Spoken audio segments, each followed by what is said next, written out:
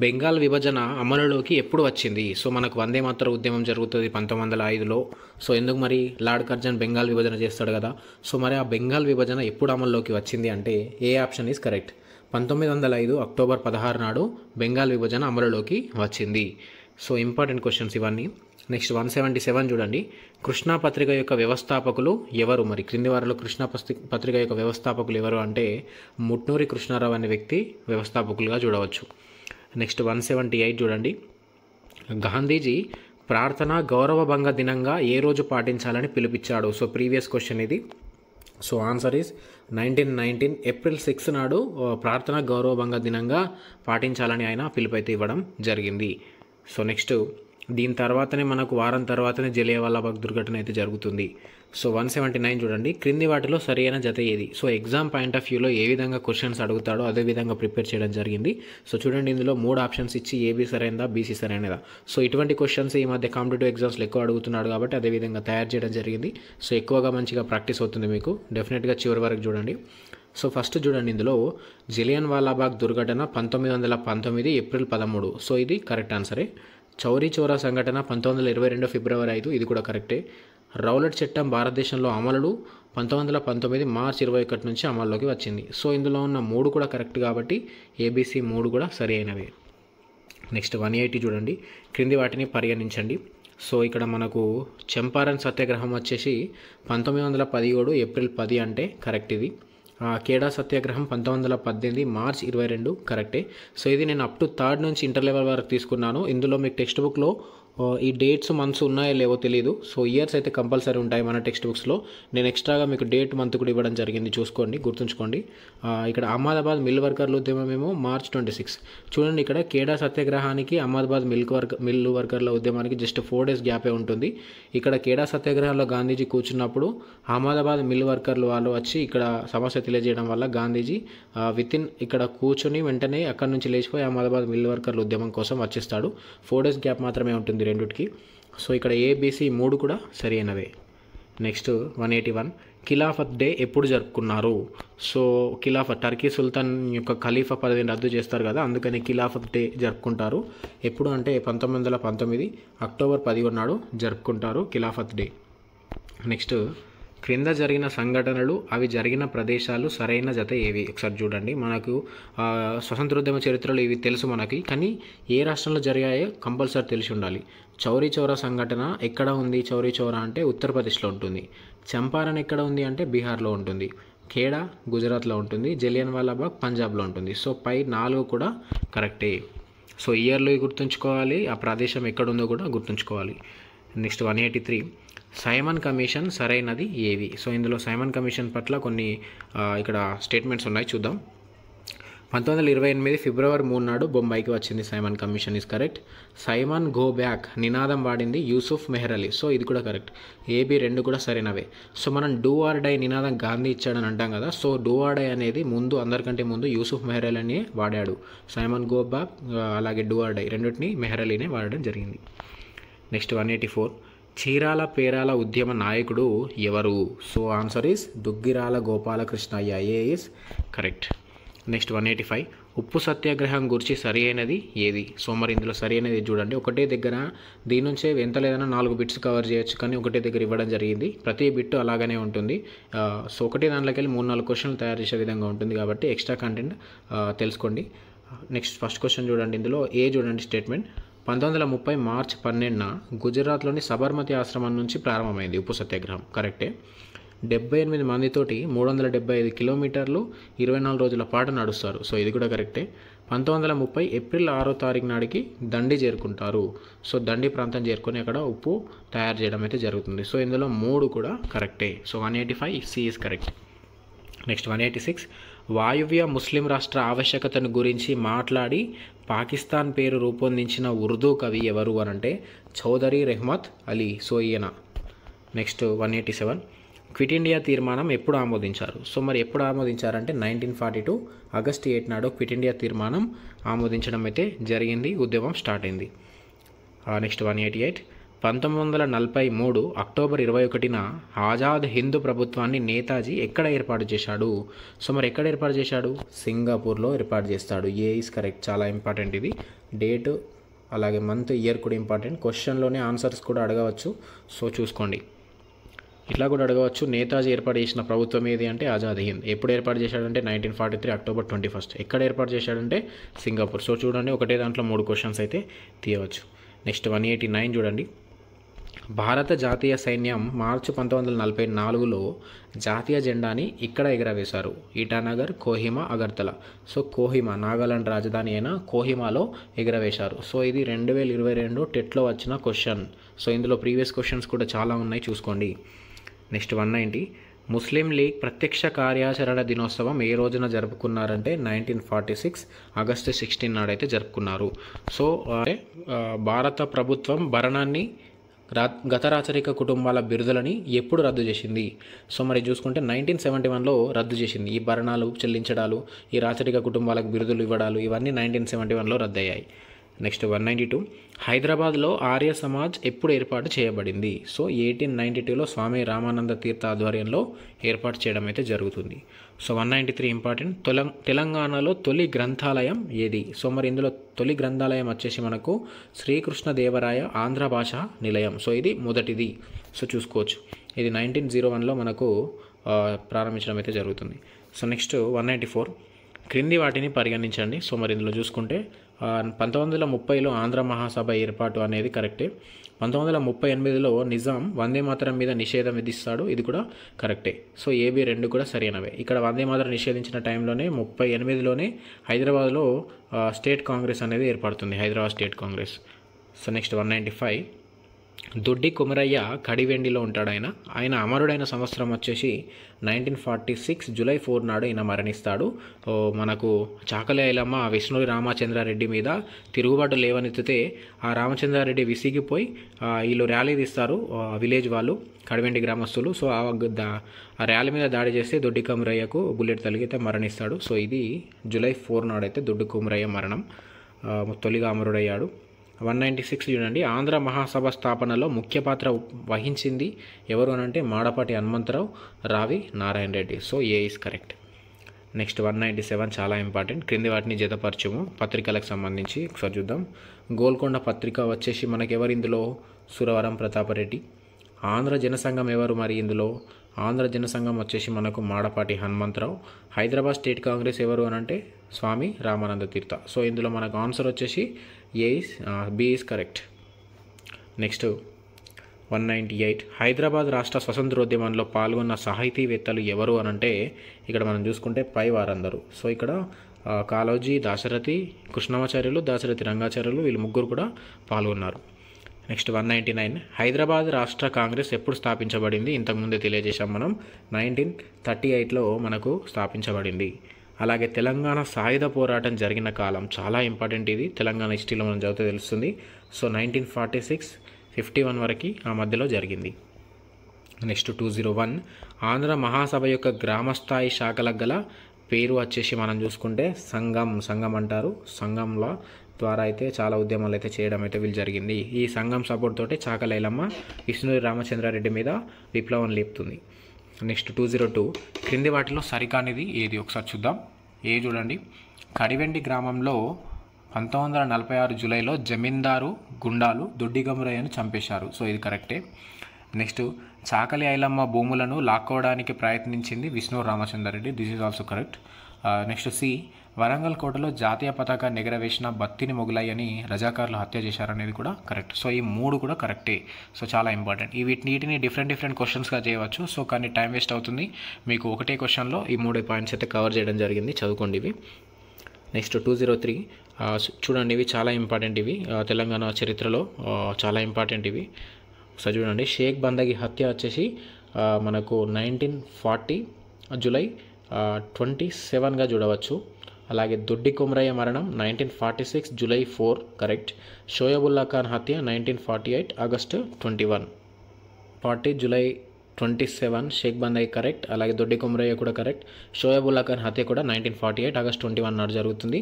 ఎందుకు ఈయన హత్య చేస్తారు అంటే ఈయన ఇమ్రోజ్ పత్రిక నడుపుతాడు. అక్కడ నిజాంకి వ్యతిరేకంగా వార్తలు రాసినందుకు ఈయన 2 చేతులు నరికేసి మరి ఈయనను చంపేస్తారు ఆగస్టు 21 నాడు. సో ఇందులో ఏబీసీ 3 కూడా సరైనవే. ఇక్కడ చూసుకోండి, ఇక్కడ సి కూడా వస్తుంది, మిస్టేక్ అయింది. ఏబీసీ 3 కూడా సరి అయినవే. So next 204 operation polo Nizam సంస్థానం హైదరాబాద్లో విలీనం ఎప్పుడు జరిగింది? సో ఆపరేషన్ పోలో ద్వారా నిజాం సంస్థానం హైదరాబాద్లో ఎప్పుడు విలీనమైందంటే 1948 సెప్టెంబర్ 11 నాడు విలీనమైంది. నెక్స్ట్ 205 చూడండి, భూదాన ఉద్యమం ఎప్పుడు ప్రారంభమైంది? ఆచార్య వినోబా భావే స్టార్ట్ చేస్తాడు పోచంపల్లి నుంచి. ఎప్పుడు మరి అంటే 1951 ఏప్రిల్ 18 నుంచి ప్రారంభించడం అయితే జరిగింది. చాలా కొన్ని లక్షల ఎకరాలు ఇక్కడ ఈ భూదాన ఉద్యమం ద్వారా తీసుకొని నిరుపేదలకైతే పంచడం అయితే జరిగింది. చాలా గొప్ప ఉద్యమం ఇది. నెక్స్ట్ 206 ఆపరేషన్ పోలో తర్వాత హైదరాబాద్ రాష్ట్రానికి మిలిటరీ గవర్నర్గా నియమితులైంది ఎవరు అని అంటే JN Chaudhuri, Jayant Nath Chaudhuri. A is correct. So మరి ఎవరు జేఎన్ చౌదరి అని అంటే ఆపరేషన్ పోలో ద్వారా మనకు నిజాం సంస్థానాన్ని హైదరాబాద్ సంస్థానాన్ని భారత్లో విలీనం చేయడం జరిగింది. ఆ తర్వాత దానికి వెంటనే పాలన కొరకు ఎవరైతే మిలిటరీ ఆఫీసర్గా ఉన్నాడో ఆ జేఎన్ చౌదరినే మిలిటరీ గవర్నర్గా పెట్టడం అయితే జరిగింది. సో ఆ నిజాం వెళ్ళిన తర్వాత ప్రశాంతంగా ఉంటుంది మరి హైదరాబాద్ రాష్ట్రం అని అనుకుంటే దానికి వ్యతిరేకంగా జరిగింది. చాలా కుట్రలు జరిగాయి ఈయన యొక్క కాలంలో. జేఎన్ చౌదరి కాలంలో చాలా విప్లవాలు కూడా లేచాయి. నెక్స్ట్ 207 నిజాం మీర్ ఉస్మాన్ అలీ ఖాన్ రాజ్ ప్రముఖ్గా ఎప్పుడు నియమింపబడ్డాడంటే 1950 జనవరి 26న నియమింపబడతాడు. 1956 వరకు ఉంటాడు రాజ్ ప్రముఖ్గా ఆంధ్రప్రదేశ్ ఏర్పడే వరకు. So A is correct. So వచ్చింది జెంటిల్మ్యాన్ అగ్రిమెంట్, పెద్ద మనుషుల ఒప్పందం. సో తెలంగాణని ఆంధ్రతో కలిపేసినది. సో ఎప్పుడు పెద్ద మనుషుల ఒప్పందం జరిగిందంటే 1956 ఫిబ్రవరి 20 నాడు జరిగింది. సో ఇదైతే చూసుకోవచ్చు. సో మరి దీని గురించి మీకు ఒక టాపిక్ అయితే చెప్తాను, ఒకసారి చూడండి. దీనికి సంబంధించి తెలంగాణ ఉద్యమ చరిత్రకు సంబంధించి ముఖ్యమైన తేదీలు కాలక్రమం అంతా మన దగ్గర ఒక పీడిఎఫ్ ఉంది, ఒకసారి డిస్కస్ చేద్దాం దీని గురించి. ఎందుకంటే ఖచ్చితంగా తెలుసుకోవాలి. బిట్టుతోటి క్వశ్చన్కి బిట్టు తెలుసుకోవడమే కరెక్ట్ కాదు, దానికి సంబంధించి డీటెయిల్ కంటెంట్ తెలుసుకుంటే లైఫ్లో ఎప్పటికీ మర్చిపోరు. ఒకసారి చూద్దాం అనేది ఇప్పుడు ఇంతకుముందే తెలియజేశాను. సో చూడండి ఎప్పుడు జరిగిందంటే 1956 ఫిబ్రవరి 20 నాడైతే మనకు జరిగింది ఇది. సో మరి చూద్దాం పెద్ద మనుషుల ఒప్పందం మరి దేని కొరకు ఎందుకోసం జరిగింది అని అంటే మన తెలంగాణ అనేది చూసుకుంటే మనం ఆంధ్ర సపరేట్గా ఉండేది, హైదరాబాద్ సంస్థానంలో ఉండేది. అప్పటికే 1953లో ఆంధ్ర అనేది మద్రాసు నుంచి విడిపోయి ఆంధ్ర అనేది అయితే 1953లో ఏర్పాటైతే జరిగింది. టంగుటూరి మనకు పొట్టి శ్రీరాములు యొక్క ఆమరణ నిరాహార దీక్షతోటి ఆంధ్ర ప్రాంతం అయితే ఏర్పడింది. కానీ ఆ ఆంధ్ర వాళ్ళు మళ్ళీ మన తెలంగాణ మీద కనేసి ఏం చేశారు, తెలంగాణని ఆంధ్రాలో కలిపేసుకోవాలి అనే వాళ్ళ ప్లాన్ ప్రకారం అయితే తెలంగాణ నష్టపోయింది ఆ టైంలో. సో మరి ఏ విధంగా జరిగింది ఒకసారి పెద్ద మనుషుల ఒప్పందానికి పిలవడం అయితే జరిగింది. సో మరి మీ యొక్క ఏంటి సంగతి ఒకసారి అయితే కూర్చొని అయితే మాట్లాడదామని వీళ్ళందరినీ పిలిపించడం అయితే జరిగింది. సో ఈ పెద్ద మనుషుల ఒప్పందం మీటింగ్కి తెలంగాణ నుంచి వెళ్ళింది ఎవరు అని అంటే అప్పుడు హైదరాబాద్ రాష్ట్రానికి ముఖ్యమంత్రి ఉన్న బూరుగుల రామకృష్ణారావు, మరి ఆ క్యాబినెట్లో మినిస్టర్ కేవీ రంగారెడ్డి, మర్రి చెన్నారెడ్డి, అప్పుడు పీసీసీ ప్రెసిడెంట్ ఉన్న జేవి నరసింహరావు, వీళ్ళు తెలంగాణ నుంచి వెళ్ళారు. మరి ఆంధ్ర నుంచి అప్పుడు ఆంధ్ర రాష్ట్రం ఆల్రెడీ ఉండే, దానికి CM Bezawada Gopal Reddy, deputy CM నీలం సంజీవరెడ్డి, మినిస్టర్ వచ్చేసి గౌతులచ్చన్న, పీసీసీ ప్రెసిడెంట్ అటు అల్లూరి సత్యనారాయణ రాజు, ఇటు నలుగురు అటు నలుగురు వెళ్ళి కూర్చున్నారు. సో వీళ్ళు వెళ్ళక ముందే డిసైడ్ అయ్యారు మన తెలంగాణకి ఏ విధంగానైనా మనం సపరేట్గానే ఉంచుకోవాలి, ఖచ్చితంగా తెలంగాణ పేరుతోటే ఉంచాలి, ఒకవేళ కలిపినా తెలంగాణ పేరు మీదనే ప్రాముఖ్యంగా ఉండాలని వీళ్ళు వెళ్ళారు. కానీ అక్కడికి వెళ్ళేసరికి మొత్తం సీన్ రివర్స్ అయిపోయింది. సో 20 సూత్రాలు తీసుకురొచ్చేసరికి ఆ 20 పాయింట్స్కి ఈ తెలంగాణ నాయకులు ఒప్పుకున్నారు. ఈ ఆంధ్ర నాయకుల యొక్క కృషి అయితే ఫలించింది అన్నట్టు. చివరికి ఏమైంది, ఆంధ్రప్రదేశ్ అనేది ఏర్పడింది. ఆంధ్రప్రదేశ్లో తెలంగాణ పేరు కూడా లేకుండా పోయింది, ఆంధ్ర అనే పేరుతోటి ఆంధ్రప్రదేశ్ అయితే ఏర్పడడం జరిగింది. సో వీళ్ళు ఒప్పందం చేసుకున్నారు. 1956 జూలై 19 నాడు సంతకాలు చేశారు. ఆగస్టు 25 నాడు వ్యవస్థీకరణ బిల్ అయింది. రాష్ట్రపతి ఆమోదం ఆగస్టు 31 నాడు అయితే 1956 నవంబర్ 1 నాడు అయితే ఆంధ్రప్రదేశ్ ఏర్పడింది. తెలంగాణ యొక్క కథ క్లోజ్ అయిపోయింది. ఎప్పుడైతే హైదరాబాద్ రాష్ట్రం ఉన్నదో అది కాస్త తెలంగాణ ఏర్పడేది కాస్త ఆంధ్రప్రదేశ్గా కలిసిపోయింది. ఆ తర్వాత మనం చాలా ఉద్యమాలు చేస్తే చివరికి 2014 జూన్ 2 నాడు మళ్ళీ మన తెలంగాణ రివర్స్ అయితే రావడం జరిగింది. సో ఇది ఒక టాపిక్. సో ఖచ్చితంగా గ్రూప్స్ ప్రిపేర్ అయ్యే వాళ్ళు ఇంత డీటెయిల్గా చదవబడుతుంది. సో మీరు కూడా ఇది గుర్తుంచుకుంటే టెట్లో అయినా కానీ డిఎస్లో కానీ అయితే స్కోర్ చేయొచ్చు. సో ఇది చాలా ఇంపార్టెంట్ పీడిఎఫ్, గ్రూప్స్కి ఉపయోగపడేది, డిఎస్సి టెట్ కూడా కొంచెం ఉపయోగపడవచ్చు. సో ఇది కూడా మీరు జాయిన్ అవ్వండి, ఈ పీడిఎఫ్ కూడా అయితే అందించడం అయితే జరుగుతుంది. సో ఇంతకుముందు తెలియజేయడం జరిగింది. పెద్ద మనుషుల ఒప్పందంలో తెలంగాణ నుంచి పాల్గొనని నాయకుడు ఎవరంటే నీలం సంజీవ్ రెడ్డి, ఆంధ్ర నుంచి ఉంటాడు, Andhra deputy CM. Next 210, Andhra Telangana కలిపి ఆంధ్రప్రదేశ్ ఎప్పుడు ఏర్పడింది? ఇంతకుముందు డిస్కస్ చేశాం, 1956 నవంబర్ 1. సో నేను ఇంతకుముందు చెప్పిన టాపిక్ గుర్తుంచుకుంటే ఇవన్నీ క్వశ్చన్స్ అయితే ఆన్సర్ చేయొచ్చు అన్నట్టు. నెక్స్ట్ 211, రజాకార్ల వ్యవస్థ ఏర్పాటుకు ఆద్యుడు ఎవరు అని అంటే బహదూర్ యార్ జంగ్. బాగా బహదూర్ పని చేశాడు అన్నట్టు, రజాకార్ల వ్యవస్థను ఏర్పాటు చేసి మొత్తం వ్యవస్థనంతా నాశనం పట్టించేసాడు. సో ఇది రజాకార్ల వ్యవస్థ ఏర్పాటుకు ఆద్యుడు వచ్చేసి బహదూర్ యార్ జంగ్. నెక్స్ట్ 212, వద్దిరాజు సోదరులు వరంగల్ నుంచి నడిపిన పత్రిక. సో ఇది ప్రీవియస్ క్వశ్చన్. తెనుగు అనే పత్రికని నడుపుతారు వీళ్ళు, వద్దిరాజు సోదరులు. నెక్స్ట్ ఇవైతే చాలా ఇంపార్టెంట్, ఒకసారి పత్రికలకు సంబంధించి చూడండి. ఇంతకుముందు అయితే వదిరాజు సోదరులు తెనుగు చూసాం. ఇంకోటి నీలగిరి పత్రిక శబ్దవీషు వెంకటరామ నరసింహారావు అనేది కరెక్టే. గోల్కొండ సురవరణ ప్రతాపరెడ్డి కరెక్ట్.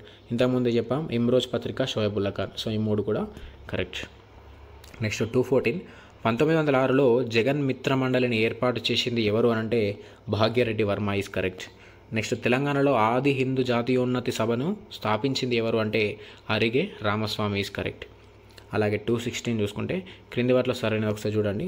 బూర్జుతాయి అంటే గోండులు, చోంచారు అంటే చెంచులు, బోండో పోరోజ్ అంటే బోండా జాతి. ఇవి ఇంకా మారు పేర్లు అన్నమాట, వేరే పేర్లు వీళ్ళకి. సో గోండు అంటే బూర్జుతాయి, చాలామందికి తెలియదు, గుర్తుంచుకోండి. సో ఏబిసి 3 కూడా సరైనవే ఇందులో. నెక్స్ట్ ఎవరు మాట్లాడే వింత భాషని రెమో అని అంటారు. సో ఏ జాతి మరి ఇందులో అంటే బోండా జాతి వారి భాషని రెమో అని అయితే అంటారు. నెక్స్ట్ 218, క్రింది వాటిలో సరైనవి ఏవి అంటే ఒకసారి చూడండి. చెంచుల నివాస ప్రాంతాన్ని పెంటలు అంటారు, కరెక్టే. బోండా జాతి సంతని హత అంటారు, సో ఇది కరెక్టే. సో మరి ఇవి 2 కూడా చూసుకోవచ్చు, కరెక్ట్. నెక్స్ట్ 219, క్రింది వాటిని సరిచూడండి. సో ఇటువంటి క్వశ్చన్సే అడుగుతాడు ఎగ్జామ్స్లో. లింగయ్య స్వామి చెంచులక్షి పూజని బోండా జాతి వాళ్ళు చేస్తారా? చెయ్యరు. బినిమయ ప్రోదాన్ని చెంచులు చేస్తారా? చెయ్యరు. బినిమయ ప్రోదా అనేది వస్తు మార్పిడి పద్ధతి అన్నమాట. హతానికి వెళ్ళి వాళ్ళు చేసుకుంటారు, ఎవరు? బోండా జాతి వాళ్ళు. అది లింగయ్య స్వామి చెంచులక్ష్మి పూజని చెంచులు చేస్తారు. సో ఇది vice versa, B is correct. Next 220, Bhadradri కొత్తగూడెంలో నివసించే గిరిజన జాతి ఏది అని అంటే కోయ జాతి వాళ్ళు అక్కడ నివసిస్తారన్నమాట. నెక్స్ట్ తెలంగాణలో అటవీ విస్తీర్ణం అధికంగా గల జిల్లా ఏది ఇందులో అంటే భద్రాద్రి కొత్తగూడెంలో అటవీ విస్తీర్ణం అధికంగా ఉండి భద్రాద్రిలో అటవీ విస్తీర్ణ శాతం విషయం పరంగా వస్తే ములుగు ఎక్కువగా ఉంటుంది. శాతం పరంగా ములుగు, విస్తీర్ణం జాగా పరంగా కొత్తగూడెం. నెక్స్ట్ 222, ఆకురాల్చే అడవులు అటవీ రకంలో టేకు చెట్లు అధికంగా ఏ జిల్లాలో ఉన్నాయంటే ఆదిలాబాద్లోనే ఉన్నాయన్నమాట. సో ఆకురాల్చే అడవులు ఎక్కువగా మన ఆదిలాబాద్, నిజామాబాద్, మహబూబ్ నగర్ ఈ ప్రాంతంలో ఎక్కువ ఉన్నాయి. ఈ నల్గొండ, ఖమ్మం ఇటువంటి ముళ్ళపొదలు లాంటివి ఎక్కువగా ఉన్నాయన్నమాట. నెక్స్ట్ 223, సోషియో ఎకనామిక్ అవుట్లుక్ ప్రకారం తెలంగాణలో అడవుల విస్తీర్ణం ఎంత? సో ఈ every year socio economic outlook ఇస్తారు మనకి. దాని ప్రకారం రీసెంట్గా 2023 ప్రకారం మన తెలంగాణలో అటవీ విస్తీర్ణం చూసుకుంటే 26,969 చదరపు కిలోమీటర్లుగా ఉంది. సో మన తెలంగాణ విస్తీర్ణంలో చూసుకుంటే 24%గా ఉందన్నమాట అటవీ విస్తీర్ణం. పెంచాలి, కనీసం 33% ఉండాలి, చాలా చెట్లు అయితే పెంచాలి. సో మన అఫీషియల్ లెక్క ప్రకారం అయితే తెలంగాణ లెక్క ప్రకారం 26,904 ఉంది. సో యాక్చువల్ అయితే ఇది. నెక్స్ట్ 224, ఈ గిరిజన తెగలలో బాహ్య ప్రపంచానికి దూరంగా కరెన్సీ విలువ కూడా తెలియకుండా బతుకుతున్న గిరిజనులు ఎవరు అంటే బోండా జాతి ప్రజలు. సో వీళ్ళు ఎక్కడ ఉంటారు? అరకు ప్రాంతంలో ఎక్కువగా ఉంటారు. సో వీళ్ళు వేరే జాతిని తమ దగ్గరికి రానియారు, వీళ్ళు బయటకు వెళ్ళరు అన్నమాట. Next 225, forest man of India అని ఎవరిని పిలుస్తారు? సో ఇందులో ఎవరిని పిలుస్తారు అని అంటే జాదవ్ మొలాయ్ పయేంగ్ అనే వ్యక్తిని మనకు ఫారెస్ట్ మ్యాన్ ఆఫ్ ఇండియాగా అయితే పిలవడం జరుగుతుంది. మరి ఫారెస్ట్ మ్యాన్ ఆఫ్ ఇండియాగా ఈయనని జాదవ్ మొలాయ్ పయంగ్ని ఎందుకు పిలుస్తారంటే ఈయన అస్సాంలోని జోర్హాట్ అనే జిల్లాలో అటవీ కార్మికుడు. అక్కడ 16వ సంవత్సరంలోనే ఈయనకి 16 ఏజ్ ఉన్నప్పుడు 1979లో సామాజిక అటవీ కార్యక్రమం అనే ప్రాజెక్టులో 5 సంవత్సరాలు కార్మికుడిగా పనిచేస్తాడు. సో అది ప్రాజెక్ట్ అంతా అయిపోయాక అందరు కార్మికులు వెళ్ళిపోతే ఇతను మాత్రం అక్కడనే ఉండిపోయి సొంతంగా చెట్లు నాటే కార్యక్రమం కొనసాగించాడట. దాదాపు 20 సంవత్సరాల కాలంలో బ్రహ్మపుత్ర నది ఇసుక తిన్నెల మీద 1360 ఎకరాల విస్తీర్ణంలో ఎన్నో చెట్లు నాటి సంరక్షించాడట ఈయన. సో ఈ ప్రాంతం అంతా పెద్ద అడవిగా మారిపోయింది. సో అంత పెద్ద అడవిని ఈయన ఒక్కడే సాధించాడంటే మనం ఇంకెంత చేయాలి? అందరు కలిసి చేస్తే ఏ విధంగా ఉంటుంది చూసుకోవచ్చు. అందుకని ఆ అడవికి పేరు కూడా ములాయ్ అడవి అని అయితే పేరు పెట్టేశారట అక్కడ అస్సాంలో జోర్హాట్ జిల్లాలో. అందుకని ఇతనిని భారతదేశపు ఫారెస్ట్ మ్యాన్ అని పిలుస్తారు. సో ఇక్కడ భారతదేశం కూడా ఈయనకి పద్మశ్రీతో గౌరవించడం అయితే జరిగింది. సో మనకు రామయ్య గురించి అయితే తెలుసు, వనజీవి రామయ్య, ఖమ్మం జిల్లా రెడ్డిపల్లి గ్రామం ఇతంది. 70 సంవత్సరాల వయసు ఉంటుంది దాదాపు, దరిపల్లి రామయ్య అంటారు. సో మొక్కలు నాటండి ప్రాణాన్ని కాపాడండి అనే వాక్యంతో చాలా ఆయన ఉపన్యాసాలు ఇచ్చాడు. సైకిల్ నిండా మొక్కల బరువుతో మైళ్ళ దూరం కూడా ప్రయాణించి చాలా బీడు భూముల్లో మొక్కలు అయితే నాటాడట. సో ఈయనకు కూడా పద్మశ్రీ అయితే ఇవ్వడం జరిగింది. సో ఈ ముకుందరావు ఎవరు అంటే కర్ణాటకకు సంబంధించి ఫారెస్ట్ మ్యాన్ అని అయితే పిలుస్తారు, ఆ స్టేట్కి సంబంధించి. సో ఇదండి ఈరోజు మనం ప్రీవియస్ క్లాస్లో 175 వరకు, ఈ క్లాస్లో 225 వరకు ఇంపార్టెంట్ సోషల్ స్టడీస్కి సంబంధించిన బిట్స్ అయితే కవర్ చేయడం జరిగింది.